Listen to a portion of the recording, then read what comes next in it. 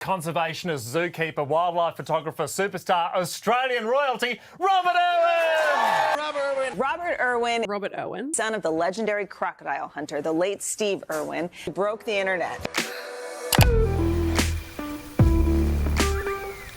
Irwins, who's like our massive iconic underwear company in Australia, they came to me and they said, we want to do something that heroes Australian wildlife. These modeling poses, You saw that. underwear shots.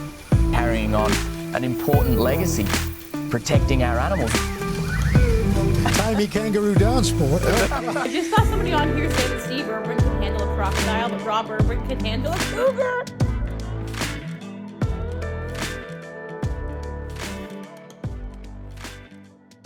My name's Robert Irwin, and I love Emma. Hi!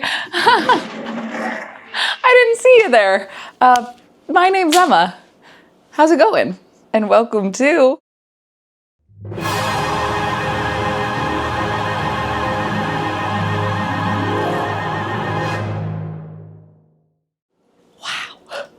That was exciting, huh? All right, I'm just gonna cut to the chase, okay? This man, Robert Irwin, is hot. Although most of us can agree with that sentiment, there are some of you who might not know who Robert Irwin is. And for those of you that don't, you might recognize his late father, Steve. 1 second. Huh? Huh? Huh? Huh? Since the mid-1990s, from Australians to North Americans and most everyone in between, the name Steve Irwin has brought smiles to many a face and is most often associated with crocodiles and unrelenting enthusiasm. G'day, I'm Steve Irwin, and these are highly venomous sea crates. Pete, here is a Goliath, a champion of champions. Our eyes met, and my heart just went bang, bang, bang, bang. G'day, I'm Steve Irwin, and welcome to the Pacific Northwest. Have a look at this. Love at first sight. Next thing, whoa! I remembered where I was. Agro's trying to kill me. What good is a fast car, a flash house and a gold-plated dunny to me? Absolutely no good at all. I've been put on this planet to protect wildlife and wilderness areas. If you've been living under a rock and somehow don't know who Steve Irwin is, he was an Australian zookeeper, conservationist, and TV personality most well known for his work with crocodiles. Although it would be pretty hard for you not to know of him even if you have been living under a rock, because let me tell you, that man loved finding little creatures that lived under rocks. Steve's larger-than-life personality and deep passion for all living creatures made him a beloved surrogate father figure to many. Although I did grow up knowing who Steve Irwin was, I never knew much about the rest of the Irwins. Terry, his wife, Bindi, his daughter, and of course Robert, his son, have all remained dedicated to preserving Steve's legacy and ensuring that his conservation efforts live on. Back in early April, with the goal of continuing to spread his message, Robert Irwin caught the attention of everyone with the release of his now infamous Bonds underwear ad you just saw. The far-reaching of Robert's message is where this video begins. Before we get started though, I just wanted to say welcome to the first ever video on this channel, and quite a video it is. Now, I don't want to give too much away, but I will say this video ended up taking some drastic twists and turns that nobody, especially myself, could have seen coming back when I conceived of this video in April. Also, a quick disclaimer, there are spiders in this video, and this emoji will pop up about 30 seconds before any spider content, just in case we got anybody that's real squeamish. Also, this video has timestamps, so you can skip around, go back and watch something, what have you. But for now, without any further ado, sit back, grab a beverage and a snack, relax, and enjoy the most ridiculous idea I've ever conjured. And don't forget to like and subscribe and comment and do all that cool stuff, okay? I love you, I'll see you later, bye. But if I'm gonna tell this story right, we have to go back to where it all began. We open on a freshly unemployed, slightly disassociated 4 months ago, Emma.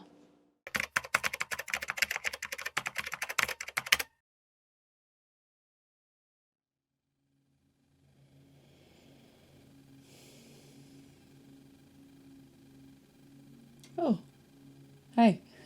How's it going? Y'all, here's the thing. Boy, howdy, am I over men. I hate men with such a burning passion, okay? Just this week, I got taken on a ride by a stupid, idiotic... Focused on myself. And then, long story short, I am extremely content being single.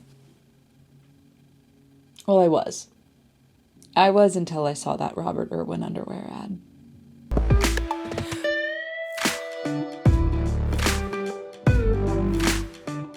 Sorry.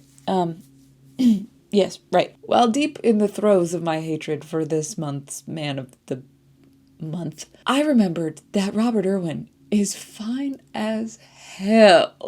Which was all fine and dandy until I saw this next clip.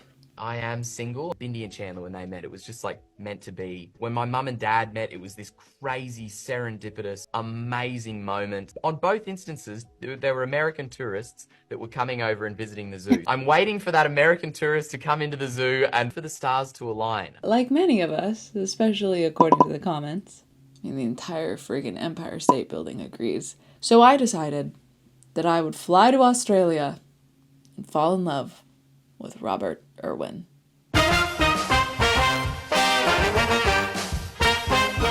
Oh, sorry, I'm getting a phone call. Hello? Uh-huh. Are you sure?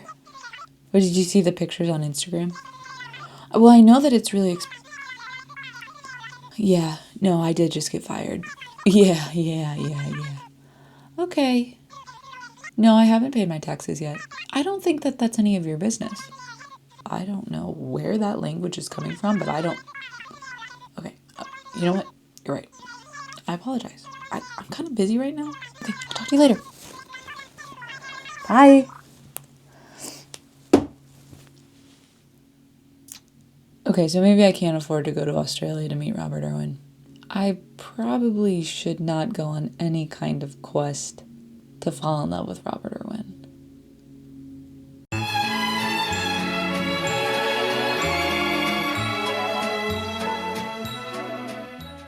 Now, no, I could not afford to fly to Australia, but I was certain I would come up with something.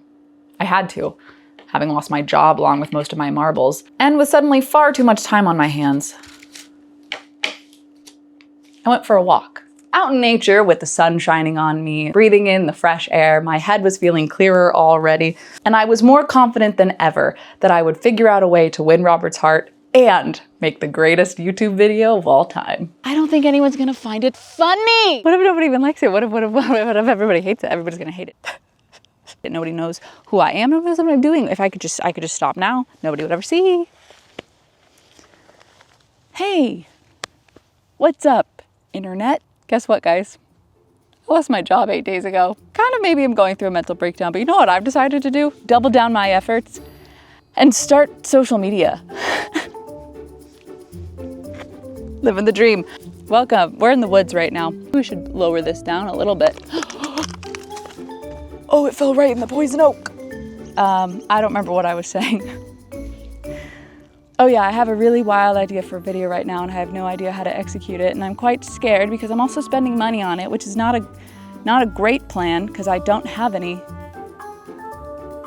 But I'm gonna win Robert Irwin's heart. And how am I gonna do that, you may be asking yourself, or maybe not, and maybe you don't care, and that's fine too. Does everyone remember how he posted that Bonds underwear ad?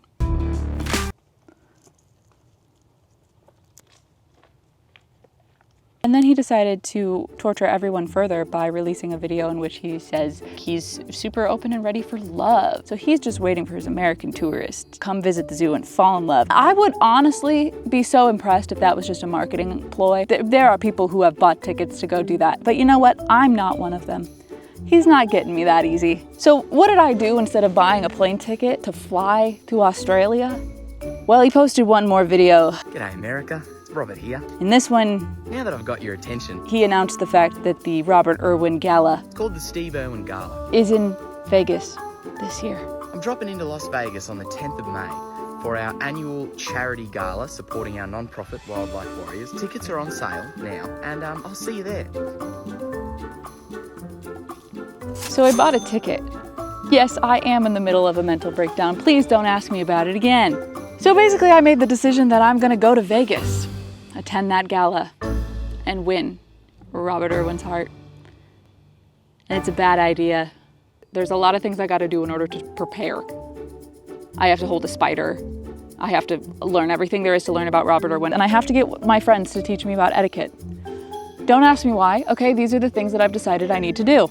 I also need to get a dress and shoes. So, oh God, it's gonna be a busy month. Hopefully this turns into something. Or maybe this footage will die in a file on my computer, never seeing the light of day. Meaning I have failed. Only time will tell. It's either gonna be a great use of $800 or a really, really bad use of $800. And you know what? I kind of regret it either way. Okay, bye. I gotta get home. There's no exit signs. Guys, I think I gave myself poison oak. Damn poison oak. Yes, by the time I would film that video, I was already $800 deep into an idea that formed over the course of a few minutes. So what exactly is the Steve Irwin Gala? The Steve Irwin Gala is an event held annually in both Brisbane and Vegas by the Irwin family. The gala serves to remember and honor Steve, as well as raise money for Wildlife Warriors, a charity that Steve established in 2002. The gala would be my opportunity to come face to face with Robert Irwin, and it was only 25 days away. I had to get to work. Not only was I going to need to do all of these things, I realized I needed to figure out something much more important. I would likely only have a brief interaction with Robert, and the best way to be memorable was to have some kind of meaningful conversation. The easiest way to start a conversation? Ask a question. See what I mean? Anyways, I needed to find the perfect question to ask Robert, a question so exquisite, so perfectly crafted, he would instantly know I was the one. But in all honesty, I didn't know much about the Irwins at this point. So once again, I returned to the woods in search of answers. What's the thing that we're doing called? The charity defense, the Wildlife Warriors? Wildlife Warriors. I don't even need anything more than nature's freaking tripod. Let me just set my camera in a tree. I have 17 days until the Steve Irwin Gala. How's it going? Today we have ventured out into nature for one reason and one reason only, and that is to connect with my inner Irwin. Wildlife warrior! The thing is, I don't know how well it's going.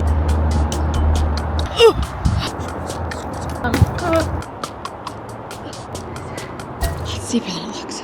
I don't know if I have what it takes to be a friggin' Irwin. Last night there was a spider on my curtain. It wasn't very big compared to the ones that I saw the lovely Terry Irwin deal with just the other day. I had to fight every urge in my body not to squish it, because that's all I've ever been taught my whole life. And then I just ignored it and I went to bed. This morning I got up to take a shower. Let's just say I encountered the spider.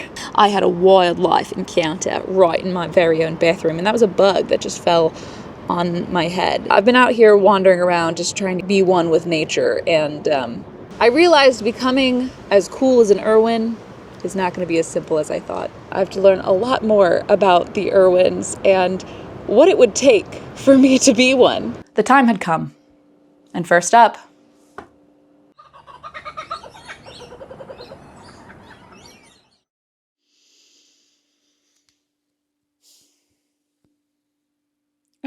no, I didn't see you there. How's it going? It's come to my attention that Robert Irwin is incredibly, incredibly close with his family. His mom and his sister are probably the two most important people in his life. So if I'm gonna try to win Robert Irwin's heart, I can't just know things about Robert Irwin. I'm gonna need to know things about Terry and Bindi as well. That's kind of an overwhelming task. So I'm trying to figure out where do I start? Huh?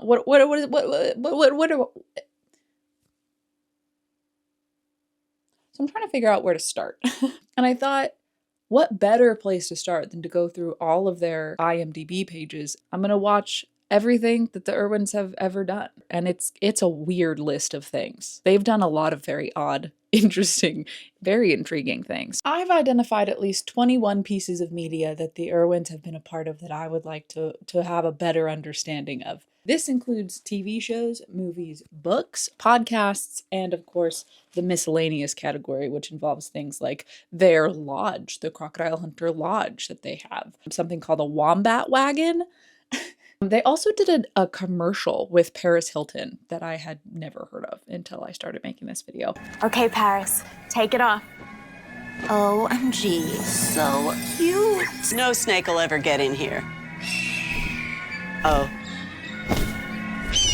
They also had a show that ran from 2018 to 2022 called Crikey, It's the Irwins. Again, never heard of this. I have heard nobody talk about it. I've seen it nowhere. I'm sure somebody watched it. Obviously they got 4 seasons. I don't know where it aired. I know nothing about it, so I have to try to track it down. The first show I found to watch is of course Crocodile Hunter, which is the show that Steve Irwin and Terry originally started. That's on Philo, which is great because I can start a free trial for a week. Bindi was on Dancing with the Stars. The winners and new champions of Dancing with the Stars, Bindi and Derek!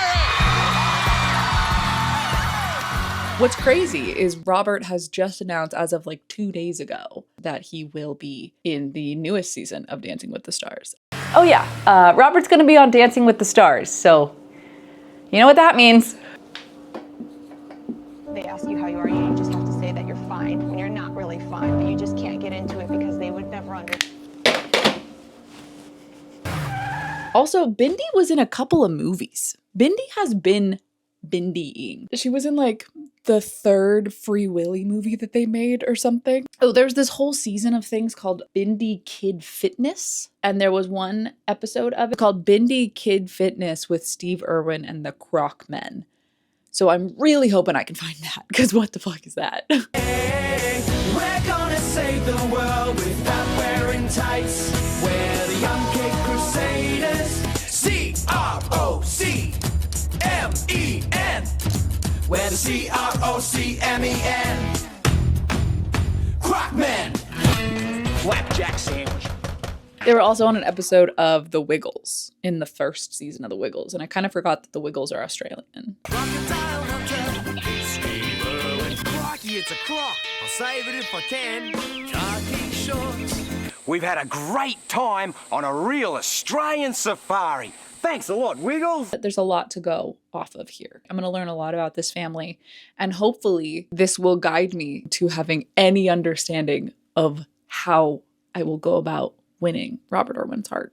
I just needed to pop in here for 3 seconds to say, what the fuck is Philo, and why after my free trial is it supposed to cost me $28 a month? Please, dear God, do not let me forget to cancel this subscription. They ask you how you are, you just have to say that you're fine when you're not really fine, but you just can't.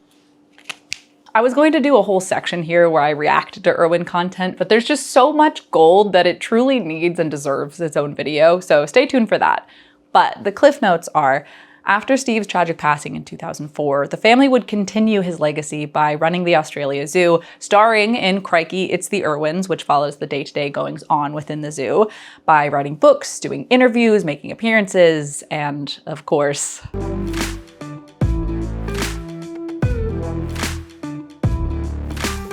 now, with countless hours of Irwin content in my back pocket, the overall cost of this video $826.99, it was time for the real work to begin. In the next few days, I will be sitting down with my etiquette experts. My etiquette experts are going to help me navigate this black tie event. This is a fancy schmancy little shindig, if you will.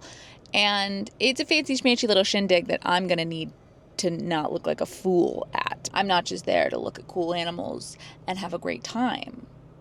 I'm not there for that at all. I'm going to this event for one thing and one thing only, and that is Robert Irwin. In the spirit of the game, I'm gonna need to train up.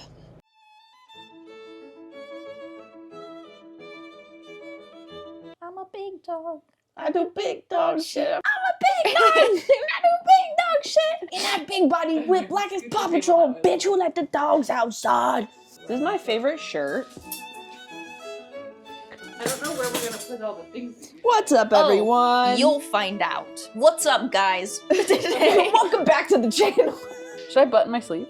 It is more etiquette because you can dip it into soup on accident. Okay, help then, please.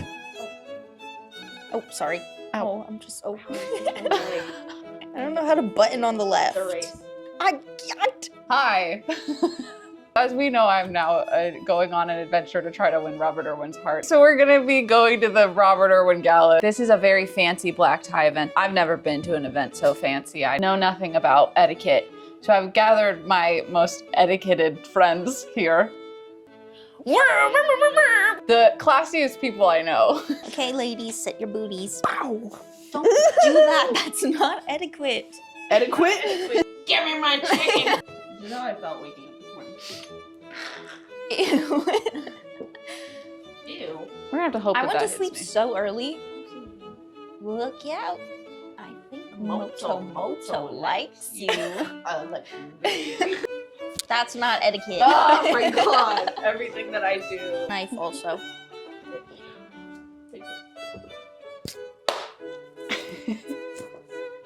I don't think it is ready. Picking shit off my nipple.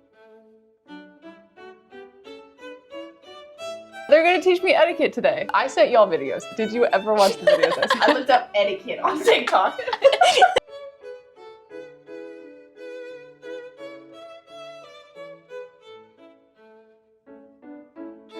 You watched the videos.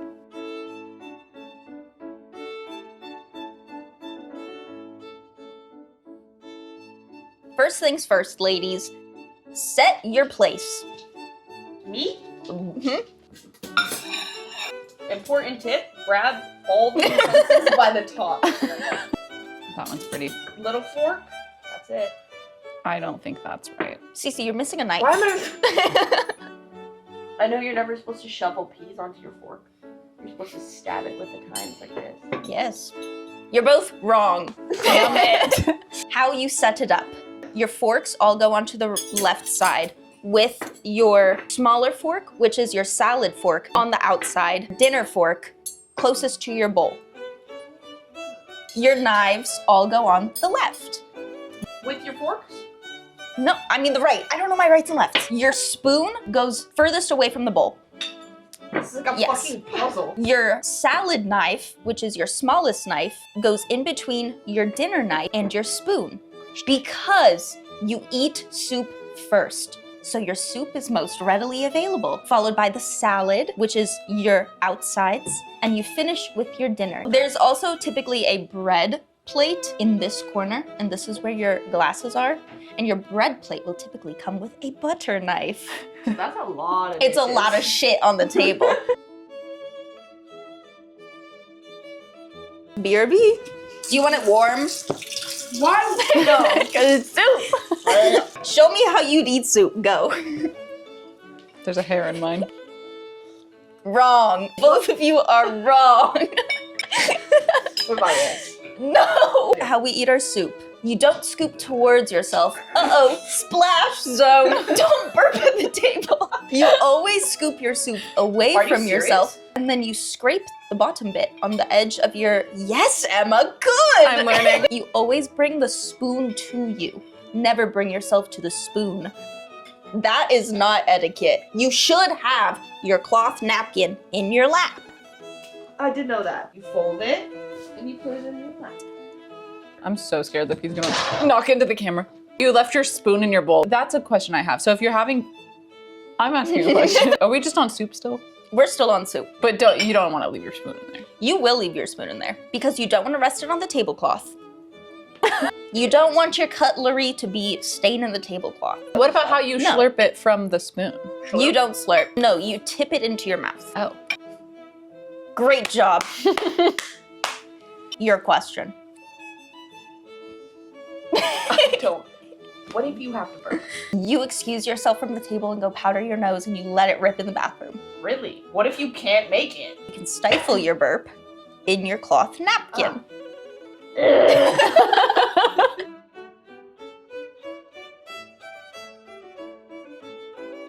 Sitting with etiquette. Don't do what Cece does. Do this. You want to pretend that you have a small cat behind your back in your seat. Don't squish that hoe, it'll scratch ya. Did you come up with that analogy? Or did No, they say that? the etiquette lady. The etiquette? Etiquette. The eloquent etiquette lady. Since we are Americans, this is where you insert a sad bald eagle, okay? It's crying. Rah, rah, America. In between eating, you put your hands in your lap. If you want to be French, you keep them resting here. Never do this. Like you're gonna play PlayStation. Like you're playing a video game. Your forearms on the table. You never do an elbow. Never do kitty and dog and camera.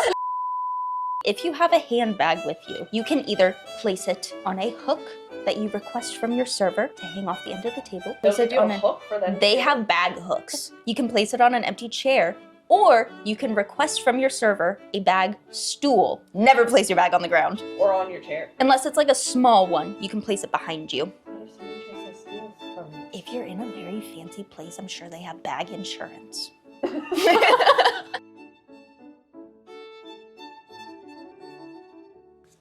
Isn't she lovely? Okay, show me how you think you should eat it.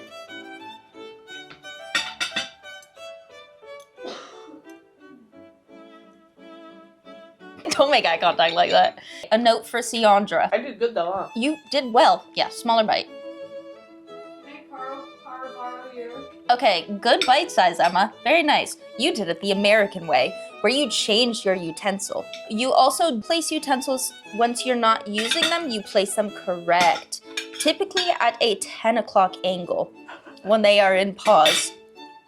Oh. Typically you would cut like behind your fork. That's what I was also trying to figure out. I don't know how to hold the fork. I forgot how to hold it it. upside down, right? Tides down. That felt wrong. And that's how you eat a chicken tender with etiquette. Once you are done, You do this. no, Sit down. Once you have completed eating, you can either place your fork and knife back onto your plate, facing together at a 10 o'clock angle or 12 o'clock. Like that? That is Neither 2 of those o'clock, are my 10. darling. 10. 12. And that shows completion. You gonna eat this? Yes. Emma is etiquette. Emma is etiquette. That's not etiquette. So, my extremely classy friends, shout out to those two knuckleheads, had taught me basically everything I needed to know about etiquette. There was still a lot to do, but before I could tackle my next step, I got a knock at my door and was moderately excited to find my copy of Terry Irwin's 2007 book, Steve and Me, had just arrived. There's pictures? Look at the love that he has in his friggin' eyes for that girl. And even her little baby thing says Australia Zoo.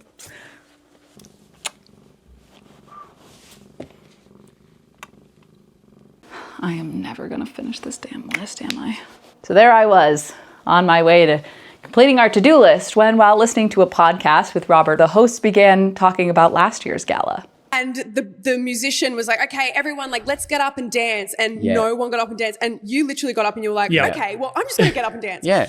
Every single eligible girl in the building, there was 1,000 people at the gala, just came flocking. That's when I remembered I didn't know how to dance, like at all. So I called up my friend Faith, who had conveniently been taking dance lessons for the past 6 months, and began explaining why I desperately needed her help, which she fully understood and agreed was an extremely urgent and very pressing matter. In the middle of me being like, oh, I'm trying to win Robert Irwin's heart, he's like, I'm gonna do Dancing with the Stars. That means I have to learn how to dance. I love that. What dances do you want to learn the foundation of? Ballroom isn't a category, right? That's like a broad category. It's super broad, because there's like classic traditional ballroom, which is like waltz, foxtrot, tango, and then there's Latin ballroom, salsa, cha-cha, and then there's all your swings, East Coast swing, club swing. There's like, do you have tape? Like a 3x4 box. Think like a natural, like shoulder length apart if you have the space for that.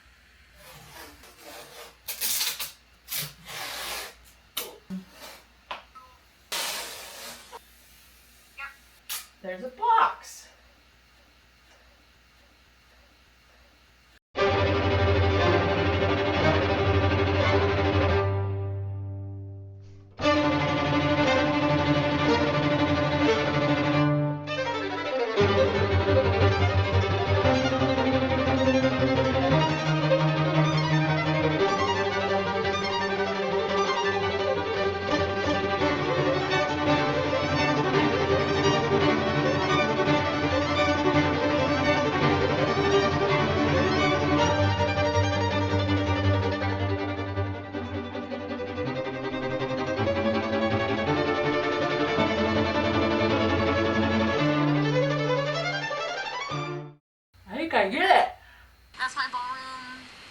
TikTok for you. That was so amazingly good.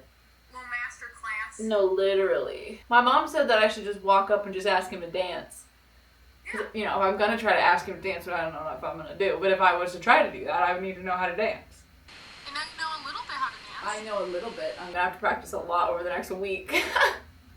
Dude, there's so many random things around my apartment right now. Like, I literally have, this is a blow-up dinosaur costume. Why do you have a blow-up dinosaur costume? It's a long story. Guys, are you scared? What that we had. Go right into it. And me.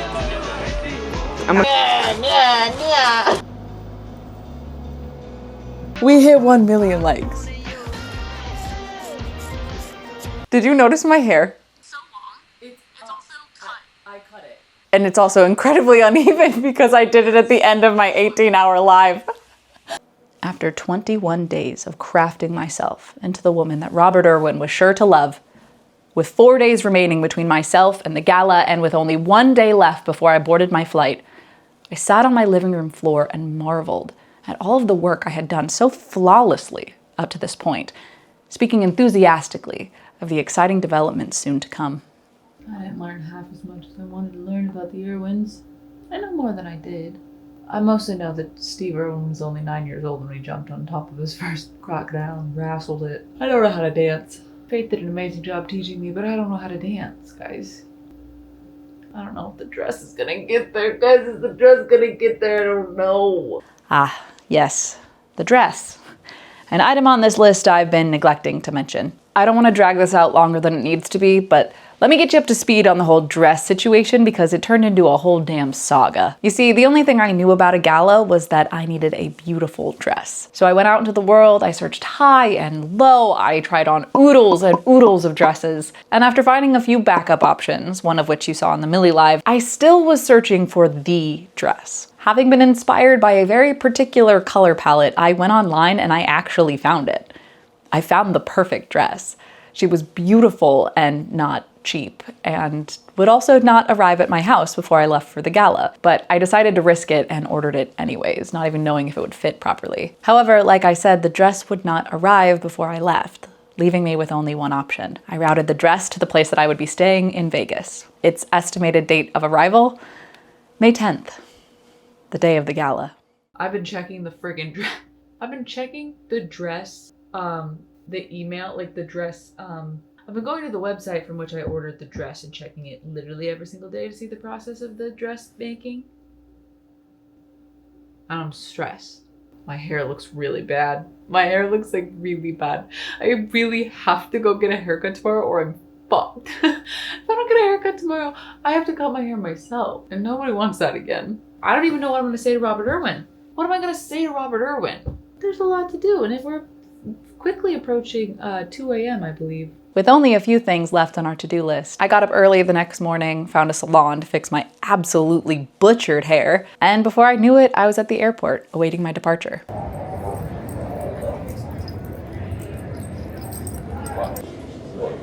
Okay, so this is the first time I've actually tried to film in public, and this is terrifying. So bang, jump scare. I haven't recorded them yet. Hair reveal. Right now, this is my hair reveal, okay. I didn't sleep last night. We're at the airport. We're gonna read. My flight leaves very soon.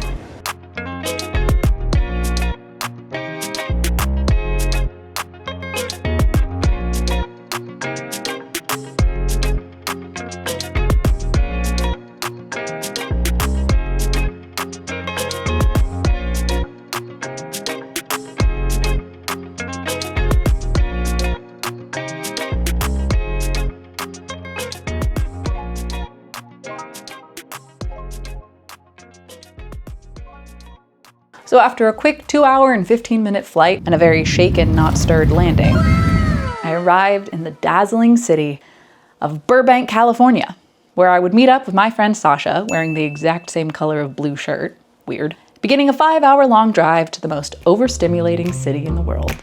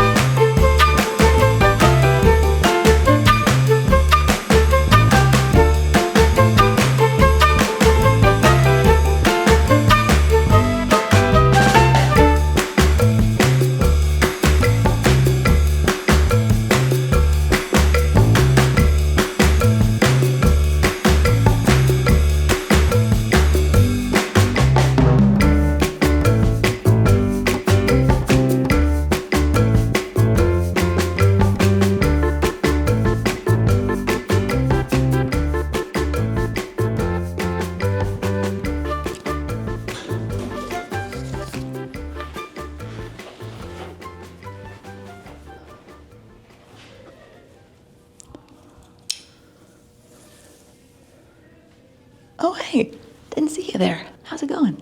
You might be wondering, hey, why are you laying on the ground? Well, for a few reasons. I'm in Vegas right now, but the view from our hotel room is not spectacular, and I thought this carpet looked a little more fun. Should I be laying on a hotel carpet? Probably not. Probably not. Definitely not. But it's currently, let me swatch it like the beauty gurus. It's currently 1:27. The Irwin Gala is about 4.5 hours away. Here's the thing. I still do not have a question to ask Robert Irwin. I've got a lot of good ideas that people have thrown around, from will you dance with me to what is the meaning of life. I haven't figured it out yet, but I need to because time is ticking. Anyways, Vegas is cool. I've only lost a little bit of money. That's a lie. This is apparently my life now, so. Oh, what do I ask Robert Irwin? It had all led up to this. I had learned kind of how to dance. I had read most of Derry Irwin's book, and a month later, the time had finally come. And it was then, a mere hour before walking into the gala, I realized the perfect question to ask Robert Irwin had been staring at me all along. You know, because everyone asks so many questions about this, that, and the other thing, but yeah, I think the most important question to ask is just like, how are you? How you feeling? Like, how's life? How's it going? How's it going? How's it going? How's it going? How's it going?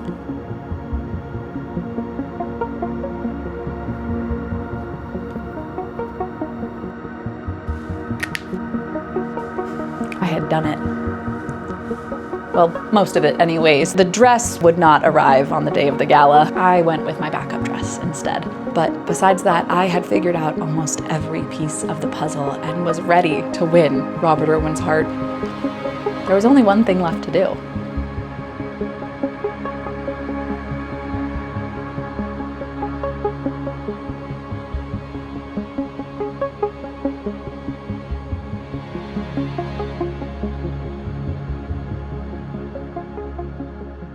How does my bow look? Look crooked, no?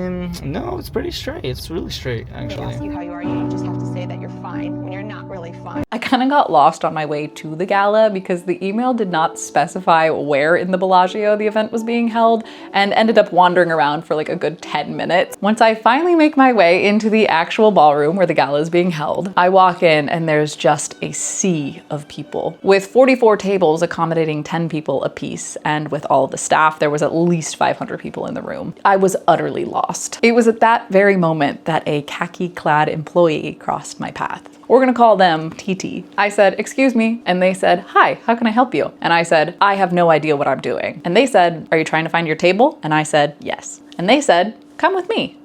After providing me a QR code to scan, I thanked TT and found my way to my table. As I sat, I remembered my training. Never place your bag on the ground. Unless it's like a small one, you can place it behind you.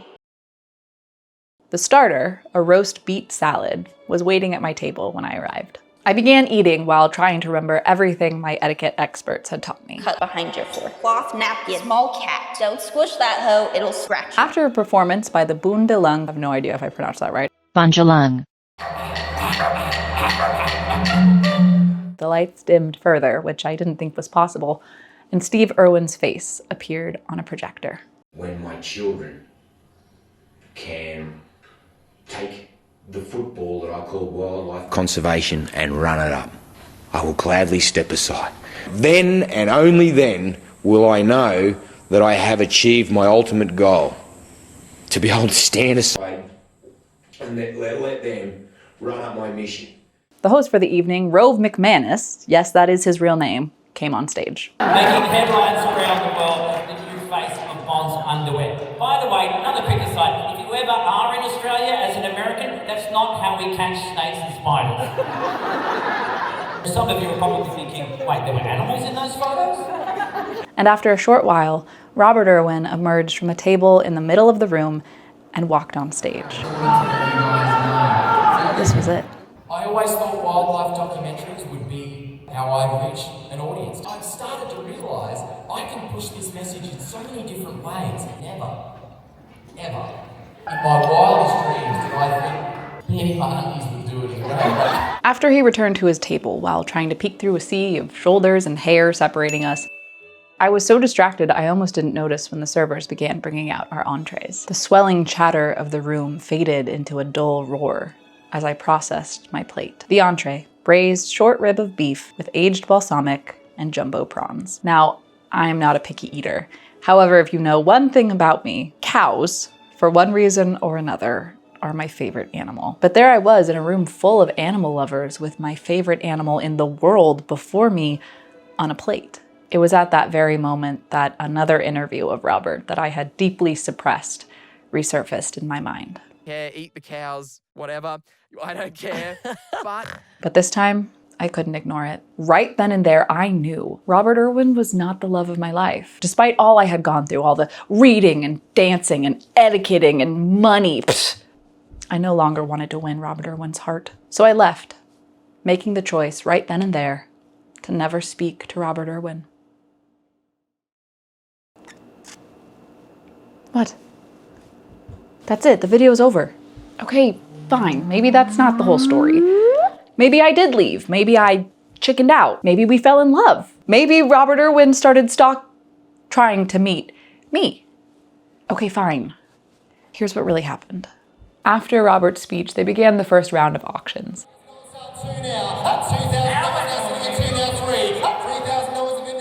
Then they served dinner. And yes, despite specifying that I do not eat beef in an email responding to any dietary preferences, I was served beef. And the server seemed quite irritated with me when I told them I would need something else. However, she couldn't have been too irritated with me because she then provided me the biggest piece of chicken I've ever seen. And despite being in Australian territory, I just couldn't shake the American out of me. The American way. While dinner was going on, the band began playing, and many people, including myself, flocked to the dance floor. Robert actually didn't dance during dinner, but I did hear a rumor that he had gone out onto the dance floor for like a few minutes and then was grabbed by some random woman, causing him to retreat back to the safety of the VIP area. And then after dinner, the auctions began again. Robert had started talking about his photography or something, but at this point they had served dessert, and as you can see, I was much more interested in that.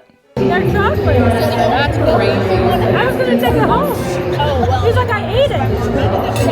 Where's your computer?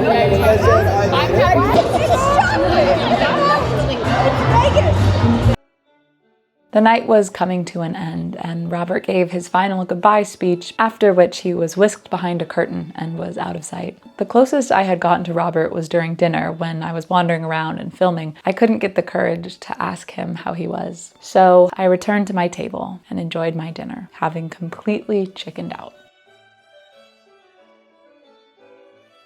But that's not where the story ends. You see, while enjoying dessert, the music started up again, and I found myself back on the dance floor once again.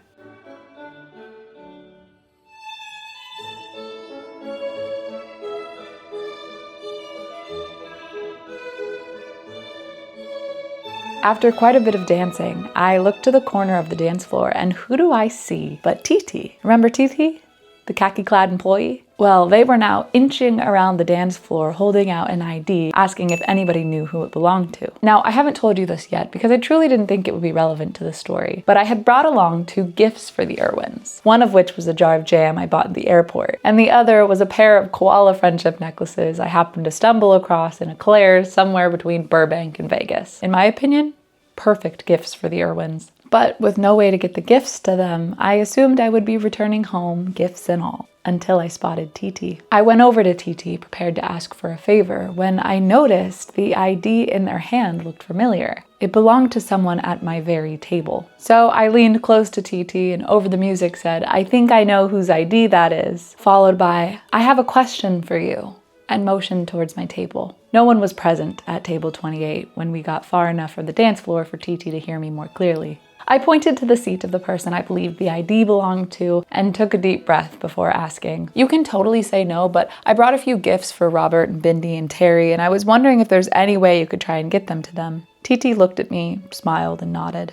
Suddenly, the dread of my failure to talk to Robert melted away as TT scurried off to find a Sharpie for me to write a note on the lid of the jam jar. And no, it wasn't the prettiest thing I had ever written, but in my defense, it was dark, and I had had my fair share of $800 wine. I thanked TT profusely and returned to the dance floor feeling a sense of accomplishment. I made some friends while dancing, and they offered to take me to a club in a limo with a few other people we had met that night. My new friends began to rush me away, and as we exited the ballroom, I saw the long tables covered in all of the things for the gift bags and an even longer line. I was so stressed. I wanted to go with my new friends, but I needed my gift bag, not only for the video, but god damn it, I had paid $800 for that gift bag. I thought all hope was lost when I spotted TT behind the table. TT, is there any way you could throw me together a gift bag in like 5 minutes? TT looked at me, smiled, and nodded.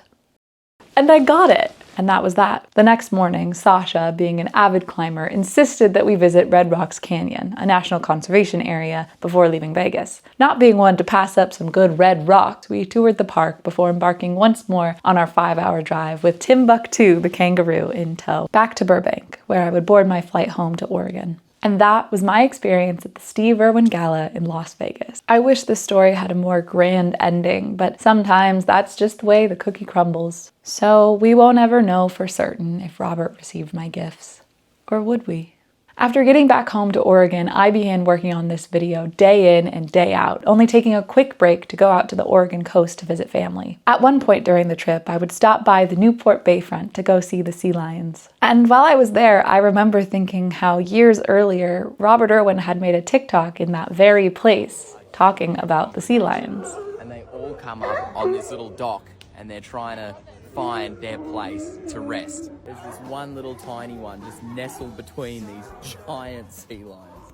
I then returned home to continue working on the video, when one day, 14 days later, just 2 weeks after the gala, a new TikTok popped up when I searched for Robert Irwin, and it looked familiar.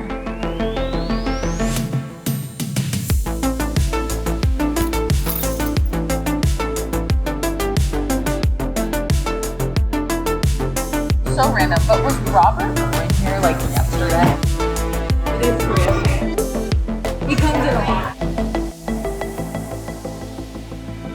While I was cooped up in my apartment editing a video about Robert Irwin would be in my very city getting ice cream just 300 feet away from where I would get my hair cut just days before the gala.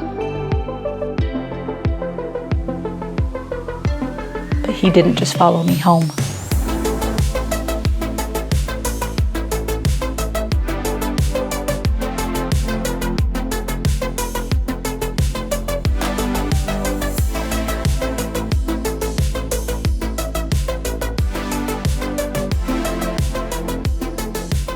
I had gone all the way to Vegas to meet Robert, but I would have had a better shot running into him if I had just stayed home and gone outside. Had Robert Irwin gotten my gifts? Was Robert Irwin trying to find me? I mean, the obvious answer is yes, of course. He searched high and low, but I didn't know he was looking for me until it was too late. If only I was in the mood for ice cream that day. Well, I gave it my best shot, and so did Robert. I guess we're just not meant to be. Oh, wait! Duh! Of course we couldn't ever meet in Vegas or in Oregon. That's not how the story goes. I guess I'm gonna have to buy that ticket to Australia after all.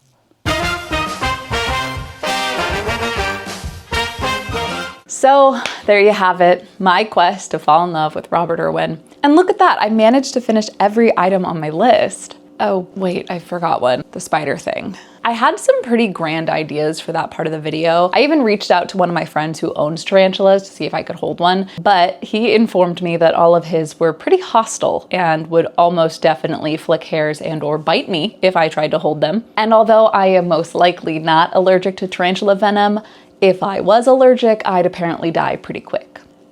So I didn't end up holding a big spider. You see, I've been afraid of spiders for as long as I can remember, and I wanted to prove to myself that I could face those fears. But in the end, getting bitten by a giant spider was not something I could handle.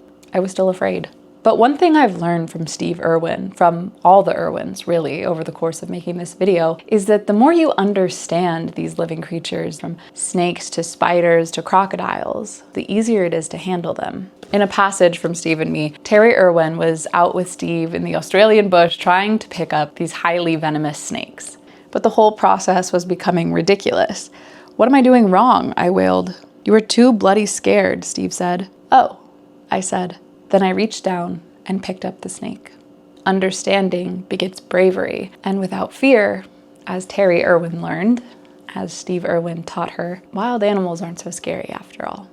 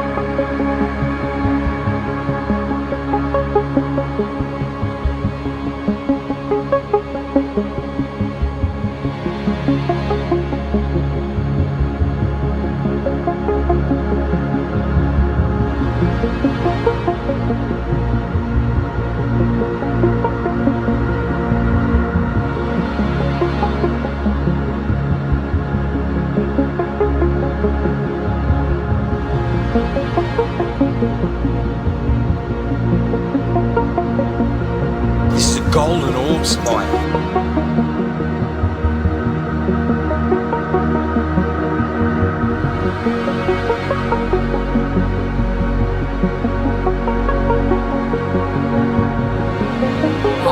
At the end of the day, everything I do is to reach a new audience, is to get that message out there, to create my own legacy while carrying on a legacy that is so incredibly important to me.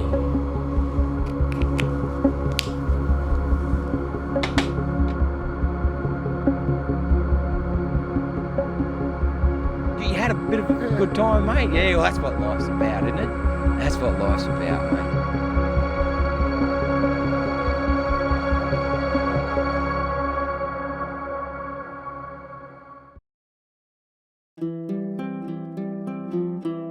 There's a million fine-looking men. Not as many with Australian accents. Oh my god, guys, this is the bug that fell on my head. Las Vegas has a lot of escalators.